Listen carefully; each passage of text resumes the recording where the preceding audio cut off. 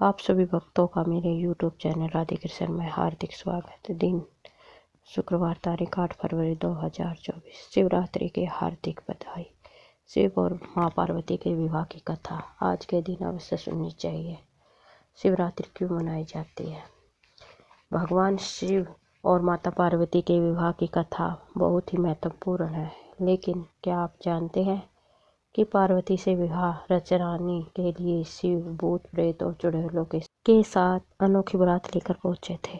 माता पार्वती ने भगवान शिव को पति रूप में पाने के लिए कठोर तपस्या की थी, क्योंकि वह विवाह से पहले ही शिव जी को मन ही मन अपना पति मान चुकी थी। पुराणों में भी शिव जी और माता पार्वती के विवाह को लेकर जिक्र मिलता है। कहा जाता है कि महाशिवरात्रि के पावन दिन शिव पार्वती का विवाह हुआ था। शिव जी को पाना पार्वती के लिए आसान नहीं था। पार्वती राजा हिमवान और रानी मैनावती की पुत्री थी। पार्वती का अर्थ है पर्वतों की रानी। माता पार्वती शिव जी से विवाह करना चाहती थी, लेकिन शिव को पाना इतना आसान नहीं था। फिर क्या था? माता पार्वती ने कठोर तपस्या शुरू कर दी। पार्वती की तपस्या से तीनों लोकों में हाहाकार मच गया। यहाँ तक कि बड़े बड़े पर्वत भी डगमगाने लगे। सभी देवता शिव जी के पास पहुँचे और समस्या का हल करने को कहा। शिव जी माता पार्वती की तपस्या से प्रसन्न हुए और उन्हें दर्शन देकर कहा कि वो किसी राजकुमार के साथ विवाह कर ले। लेकिन पार्वती ने साफ इनकार कर दिया।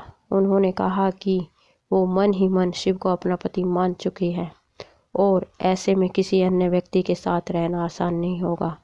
अपने प्रति पार्वती का असीम प्रेम देख भोलेनाथ का मन पिघल गया और पार्वती से विवाह के लिए राजी हो गए। अनोखी बारात लेकर पार्वती से विवाह करने पहुंचे शिव पार्वती के विवाह से जुड़ी पौराणिक कथा के अनुसार शिव जी जब माता पार्वती से विवाह रचाने के लिए पहुंचे तो अपने साथ भूत प्रेत और चुड़ैलों की बारात लेकर पहुंचे। इन्होंने ही शिव जी का श्रृंगार भी किया था। शादी के लिए शिव जी का भस्म से श्रृंगार किया गया, हड्डियों की माला पहनाई गई। जब ऐसी अनोखी बारात लेकर शिव बारातियों के साथ पार्वती के द्वार पर पहुंचे तो सभी डर गए और हैरान रह गए। पार्वती की माता मैनावती ने तो विवाह से इनकार ही कर दिया। तब पार्वती ने शिव जी से प्रार्थना करते हुए कहा कि वह विवाह के लिए रीति रिवाजों के अनुरूप तैयार हो जाए। शिव जी मान गए और इसके बाद देवताओं द्वारा शिव जी को दूल्हे के रूप में तैयार किया गया। जब शिव जी दूल्हा बनकर तैयार होकर आए तो उनका दिव्य रूप देखकर सभी चकित रह गए। रानी मैनावती भी विवाह के लिए मान गई। इसके बाद बाराती सराती भूत प्रेत सभी देवता और सृष्टि के रचयिता ब्रह्मा जी की मौजूदगी में शिव पार्वती का विवाह संपन्न हुआ। ओम नमः शिवाय। शिव पार्वती विवाह की कथा। शिव विवाह को भारत के आध्यात्मिक कथाओं में बहुत ही महत्वपूर्ण माना जाता है। शिव विवाह में पार्वती के पिता शिव का वंश जानना चाहते थे। शिव ने क्या जवाब दिया, कथा में बताया गया है। शिव मौन बैठे रहे। पार्वती के पिता ने सोचा कि यह अपने कुल वंश के बारे में जानता ही नहीं। भगवान शिव और पार्वती की शादी बड़े ही भव्य तरीके से आयोजित हुई। पार्वती की तरफ से कई सारे उच्च कुलों के राजा महाराजा और शाही रिश्तेदार इस शादी में शामिल हुए, लेकिन शिव की ओर से कोई रिश्तेदार नहीं था, क्योंकि वह किसी भी परिवार से ताल्लुक नहीं रखते थे। भगवान शिव की शादी में आए हर प्राणी। जब शिव और पार्वती का विवाह होने वाला तो एक बड़ी सुंदर घटना हुई। उनकी शादी में बहुत से भव्य पैमाने पर हो रही थी। इससे पहले ऐसी शादी कभी नहीं हुई। शिव जी जो दुनिया के सबसे तेजस्वी प्राणी थे, एक दूसरे प्राणी को अपने जीवन का हिस्सा बनाने वाले थे। उनकी शादी में बड़े से बड़े और छोटे से छोटे लोग शामिल हुए। सभी देवता तो वहाँ मौजूद ही थे, साथ ही असुर भी वहाँ पहुँचे। आमतौर पर देवता जहाँ जाते हैं वहाँ असुर जाने से मना कर देते और जहाँ असुर जाते हैं वहाँ देवता नहीं जाते। उनकी आपस में बिल्कुल नहीं बनती थी, मगर यह तो शिव का विवाह था, इसलिए उन्होंने अपने सारे झगड़े बुलाकर एक बार एक साथ आने का मन बनाया। शिव पशुपति है, मतलब सभी जीवों के देवता भी है, तो सारे जानवर, कीड़े मकोड़े और सारे जीव उनकी शादी में उपस्थित हुए। यहाँ तक कि भूत पिशाच और चुड़ैल लोग भी उनके विवाह में मेहमान बनकर पहुंचे। यह एक शाही शादी थी, एक राजकुमारी की शादी हो रही थी, इसलिए विवाह समारोह से पहले एक अहम समारोह होना था। वर वधू दोनों की वंशावली घोषित की जानी थी। एक राजा के लिए उसकी वंशावली सबसे अहम चीज़ होती है, जो उसके जीवन का गौरव होता है। तो पार्वती की वंशावली का बखान खूब धूमधाम से किया गया। यह कुछ देर तक चलता रहा। आखिरकार जब उन्होंने अपनी वंश के गौरव का बखान खत्म किया तो वह उस ओर मुड़े जिधर शिव बैठे हुए थे।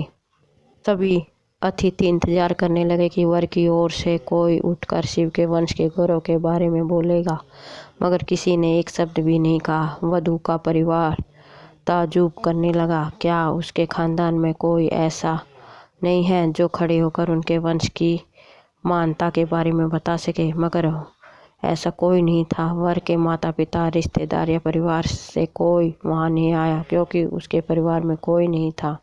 वह सिर्फ अपने साथियों गणों के साथ आया था, जो विकृत जीवों की तरह दिखते थे। वह इंसानी भाषा तक नहीं बोल पाते थे, अजीब सी बेसुरी आवाज़ निकालते थे।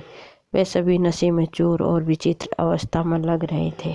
फिर पार्वती के पिता पर्वतराज ने शिव से अनुरोध किया, कृपया अपने वंश के बारे में कुछ बतलाइए। शिव कहीं सुनने में देखते हुए चुपचाप बैठे रहे। वह तो न तो दुल्हन की ओर देख रहे थे, न शादी को लेकर उसमें कोई उत्साह नजर आ रहा था। वह बस अपने गणों से घिरे हुए बैठे रहे और सुनने में घूरते रहे। वधु पक्ष के लोग बार बार उनसे यह सवाल पूछते रहे, क्योंकि कोई भी अपनी बेटी की शादी ऐसे आदमी से नहीं करना चाहेगा जिसके वंश का अता पता न हो। उन्हें जल्दी थी, क्योंकि शादी के लिए शुभ मुहूर्त तेजी से निकला जा रहा था, मगर शिव मौन रहे। समाज के लोग, कुलीन, राजा, महाराजा और पंडित बहुत घृणा से शिव की ओर देखने लगे। तुरंत फुसफुसाहट शुरू हो गई। इसका वंश क्या है? क्या यह बोल नहीं रहा है? हो सकता है कि इसके परिवार किसी नीची जाति का हो और अपने वंश को के बारे में बताने में इसे शर्म आती हो। फिर नारद मुनि, जो उस सभा में मौजूद थे, यह सब तमाशा देखकर अपनी वीणा उठाए और उसकी एक तार खींचते रहे। वे लगातार एक ही धुन बजाते रहे, ट्रोंग ट्रोंग। इससे खींचकर पार्वती के पिता पर्वतराज अपने आप खो बैठे। यह क्या बकवास है? हम वर की वंशावली के बारे में सुनना चाहते हैं, मगर वह कुछ बोल नहीं रहे हैं। क्या मैं अपनी बेटी की शादी ऐसे आदमी से कर दूं और अब आप यह चिढ़ाने वाला शो क्यों कर रहे हैं? क्या यह कोई जवाब है? नारद ने जवाब दिया, वर के माता पिता नहीं है। राजा ने पूछा, क्या आप यह कहना चाहते हैं कि वह अपने माता पिता के बारे में नहीं जानता? नहीं, इनके माता पिता ही नहीं है, इनकी कोई विरासत ही नहीं है, इनका कोई गोत्र ही नहीं है, इसके पास कुछ नहीं है, इनके पास अपनी खुद के अलावा कुछ नहीं है। पूरी सभा चकरा गई। पर्वतराज ने कहा, हम ऐसे लोगों को जानते हैं जो अपने पिता या माता के बारे में नहीं जानते। ऐसी दुर्भाग्यपूर्ण स्थिति हो सकती है, मगर हर कोई किसी न किसी से जन्मा है। ऐसा कैसे हो सकता है कि किसी का कोई पिता या माँ ही ना हो? नारद ने जवाब दिया, क्योंकि यह स्वयं भू है, इन्होंने खुद ही रचना की है। इनके न तो पिता है, न माता है, इनका न कोई वंश है, न परिवार है।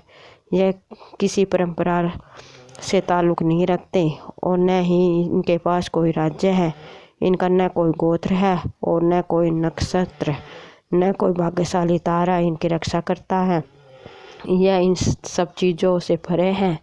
यह एक योगी है। इन्होंने सारे अस्तित्व को अपना एक हिस्सा बना लिया है। इनके लिए सिर्फ एक वंश है, ध्वनि आदि शून्य। प्रकृति ने जब अस्तित्व में आई तो अस्तित्व में आने वाली पहली चीज़ थी ध्वनि। इनकी पहली अभिव्यक्ति एक ध्वनि के रूप में है। यह सबसे पहले एक ध्वनि के रूप में प्रकट हुए। उसके पहले यह कुछ नहीं थे। यही वजह है कि मैं यह तार खींच रहा हूँ। महाशिवरात्रि मनाने के 2 कारण बताए जाते हैं। पहला यह कि इस दिन भगवान शंकर की शादी हुई थी। दूसरा यह कि ईशान संहिता में बताया गया है कि फागुन मास की कृष्ण पक्ष की चतुर्दशी की रात्रि में आदिदेव भगवान शिव करोड़ों सूर्यों के समान प्रभाव देने वाले ज्योतिर्लिंग रूप में प्रकट हुए थे। जहाँ तक विवाह की बात है तो पुराणों में विष्णु लक्ष्मी विवाह, गणेश जी का रिद्धि सिद्धि विवाह, राम सीता विवाह तथा रुक्मिणी कृष्ण विवाह के साथ ही शिव पार्वती के विवाह की भी खूब चर्चा होती है। इस विवाह की चर्चा हर पुराण में मिलेगी। भगवान शंकर ने सबसे पहले सती से विवाह किया था। यह विवाह बड़ी कठिन परिस्थितियों में हुआ क्योंकि सती के पिता दक्ष इस विवाह के पक्ष में नहीं थे। हालांकि उन्होंने अपने पिता ब्रह्मा के कहने पर सती का विवाह भगवान शंकर से कर दिया। राजा दक्ष द्वारा शंकर जी का अपमान करने पर चलते सती माता ने यज्ञ में कूदकर आत्मदाह कर लिया था। इसके बाद शिव जी घोर तपस्या में चले गए। सती के बाद हिमवान के यहाँ पार्वती के रूप में जन्म लिया। उस दौरान तारकासुर का आतंक था। उसका वध शिव जी का पुत्र ही कर सकता था, ऐसा उसे वरदान था। लेकिन शिव जी तो तपस्या में लीन थे। ऐसे में देवताओं ने शिव जी का विवाह पार्वती जी से करने के लिए एक योजना बनाई। उसके तहत कामदेव को तपस्या भंग करने के लिए भेजा गया। कामदेव ने तपस्या तो भंग कर दी लेकिन खुद भस्म हो गए। देवताओं के अनुरोध और माता पार्वती की तपस्या से प्रसन्न होकर बाद में शिव जी ने पार्वती से विवाह किया। इस विवाह में शिव जी बारात लेकर पार्वती जी के यहाँ पहुँचे। कहते हैं कि शिव जी के बारात में हर तरह के लोग, गण देवता, दानव, दैत्य कई थे। शिव पशुपति मतलब सभी जीवों के देवता भी थे। तो सारे जानवर, कीड़े मकोड़े और सारे जीव उनकी शादी में उपस्थित हुए। यहाँ तक कि भूत, पिशाच और चुड़ैल भी उनके विवाह में मेहमान बनकर पहुँचे। इस बारात को देखकर माता पार्वती की माँ बहुत डर गए और कहा कि वह अपनी बेटी का हाथ ऐसे दूल्हे के हाथ में नहीं सौंपेगी। माता पार्वती ने सृष्टि को बिगड़ते देखकर शिव जी से कहा कि वह हमारे यहाँ रीति रिवाज के अनुसार तैयार होकर आए। इसके बाद शिव जी को देवीय जल से नहलाकर पुष्पों से तैयार किया गया और उसके बाद उसकी शादी हुई। विवाह के दौरान वर वधू दोनों की वंशावली घोषित की जानी थी। एक राजा के लिए उसकी वंशावली सबसे अहम चीज होती है, जो उसके जीवन का गौरव होता है। तो पार्वती की वंशावली का बखान खूब धूमधाम से किया गया। परंतु जब शिव जी की वंशावली के बखान करने के बारी आई तो सभी चुप हो गए। बाद में नारद ने बात को संभाला और शिव जी के गुणों का बखान किया। इस तरह माता पार्वती और शिव का विवाह हुआ। पुराणों में भगवान शिव और माता पार्वती के विवाह के बारे में कई बार उल्लेख किया गया है। ऐसा भी कहा जाता है कि शिव और पार्वती का विवाह महाशिवरात्रि के दिन ही संपन्न हुआ था। महाशिवरात्रि के बारे में कई मान्यताएं हैं। भगवान शिव और माता पार्वती के विवाह की कहानी पुराणों में ऐसा दावा किया गया है कि महाशिवरात्रि के पर्व पर भगवान शिव और माता पार्वती का विवाह हुआ था। माता पार्वती भगवान शिव से विवाह करने की इच्छुक थी। सभी देवतागण भी इसी पक्ष में थे। पर्वत राजकन्या पार्वती का विवाह शिव से होना चाहिए। देवताओं ने कामदेव को पार्वती की मदद करने के लिए भेजा, लेकिन शिव ने अपनी तीसरी आँख से उसे भस्म कर दिया। अब पार्वती ने तो ठान लिया था कि वह विवाह करेगी तो सिर्फ भोलेनाथ से। शिव को अपना वर बनाने के लिए माता पार्वती बहुत कठोर तपस्या शुरू कर दी। उनकी तपस्या के चलते सभी जगह हाहाकार मच गया। बड़े बड़े पर्वतों की नींव डगमगाने लगी। यह देख भोले बाबा ने अपनी आंखें खोली, पार्वती से आह्वान किया कि वो किसी समृद्ध राजकुमार से शादी करे। शिव ने इस बात पर भी जोर दिया कि एक तपस्वी के साथ रहना आसान नहीं होगा। लेकिन माता पार्वती तो अडिग थी। उन्होंने साफ कर दिया था कि वह विवाह सिर्फ भगवान शिव से ही करेगी। अब पार्वती की यह जिद देख भोलेनाथ पिघल गए और उनसे विवाह करने के लिए राजी हो गए। शिव को लगा कि पार्वती उन्हीं की तरह हठी है, इसलिए यह जोड़ी अच्छी बनेगी। शादी की तैयारी जोरों पर शुरू हो गई, लेकिन समस्या यह थी कि भगवान शिव एक तपस्वी थे। उनके परिवार में कोई सदस्य नहीं था। लेकिन मान्यता यह है कि एक वर को अपने परिवार के साथ जाकर वधू का हाथ मांगना पड़ता है। अब ऐसी परिस्थिति में भगवान शिव ने अपने 7 डंकनियों, भूत प्रेत और चुड़ैलों को साथ ले जाने का निर्णय किया। तपस्वी होने के चलते शिव इस बात से अवगत नहीं थे कि विवाह के लिए किस प्रकार से तैयार हुआ जाता है, तो उनके डंकनियों और चुड़ैलों ने उनको भस्म से सजा दिया और हड्डियों की माला पहना दी। जब यह अनोखी बारात पार्वती के द्वार पहुंची, सभी देवता हैरान रह गए। वहां खड़ी महिलाएं भी डर कर भाग गई। भगवान शिव को इस विचित्र रूप में पार्वती की मां स्वीकार नहीं कर पाई और उन्होंने अपनी बेटी का हाथ देने से मना कर दिया। शिष्य बिगड़ती देख पार्वती ने शिव से प्रार्थना की कि वो उनके रीति रिवाजों के मुताबिक तैयार होकर आए। शिव ने उनकी प्रार्थना स्वीकार की और सभी देवताओं को फरमान दिया कि वह उनको खूबसूरत रूप में तैयार करे। यह सुन सभी देवता हरकत में आ गए और उन्हें तैयार करने में जुट गए। भगवान शिव को दिव्य जल से नहलाया गया, रेशम के फूलों से सजाया गया। थोड़ी ही देर में भोलेनाथ कामदेव से भी ज़्यादा सुंदर लगने लगे। उनका गोरापन चांद की रोशनी को भी मात दे रहा था। जब भगवान शिव इस दिव्य रूप में पहुंचे, पार्वती की मां ने उन्हें तुरंत स्वीकार कर लिया और ब्रह्मा जी की उपस्थिति में विवाह समारोह शुरू हो गया। माता पार्वती और भोलेनाथ ने एक दूसरे को वरमाला पहनाई और विवाह संपन्न हुआ। ओम नमः शिवाय। इस कथा को सुनने से भगवान शिव की कृपा आप पर सदैव बनी रहेगी और भगवान शिव आपकी सभी मनोकामनाओं को पूर्ण करेंगे। बोलो शिव शंकर भगवान की जय, माता पार्वती की जय। शिव आरती। ओम जय शिव ओमकारा, स्वामी जय जय शिव ओमकारा। ब्रह्मा विष्णु सदा शिव अर्धांगी की धारा। ओम जय शिव ओमकारा, प्रभु हरि शिव ओमकारा। एकानंद चतुरानंद पंचानन राजे। हने शासन गरुड़ासन विश्ववाहन साचे। ओम जय शिव ओमकारा, प्रभु हरि शिव ओमकारा। ओम जय शिव ओमकारा। अक्ष महला बन महला रुड महला धारी। चंदन मृग मद सोहे बाले शशिधारी। ओम जय शिव ओमकारा, प्रभु हरि शिव ओमकारा। श्वेतांबर पीतांबर बाघांबर अंगे। सनकादिक गरुड़ादिक भूतादिक संगे। ओम जय शिव ओमकारा, प्रभु हरि शिव ओमकारा।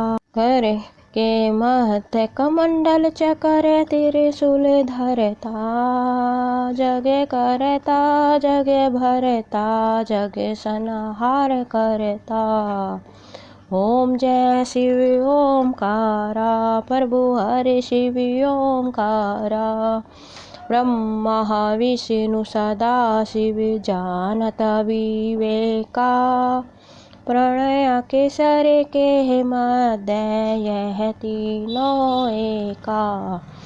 ओम जय शिव ओमकारा, प्रभु हरि शिव ओमकारा। त्रिगुण शिव जी की आरती जो कोई जन गावे। कहती शिवानंद स्वामी सुख संपत्ति पावे। ओम जय शिव ओमकारा, प्रभु हरि ओमकारा। काशी में विश्वनाथ विराजत नंदी ब्रह्मचारी। नित्य उठी भोग लगावत महिमा अति भारी। ओम जय शिव ओमकारा, प्रभु हरि शिव ओमकारा। ओम जय शिव ओमकारा। ब्रह्मा विष्णु सदा शिव अर्धांगी की धारा। ओम जय शिव ओमकारा, स्वामी जय शिव ओमकारा। बोलो शिव शंकर भगवान की जय, माता पार्वती की जय। आपको मेरा वीडियो कैसा लगा कमेंट बॉक्स में ज़रूर बता रहे। मेरी वीडियो को लाइक शेयर व सब्सक्राइब करें। धन्यवाद।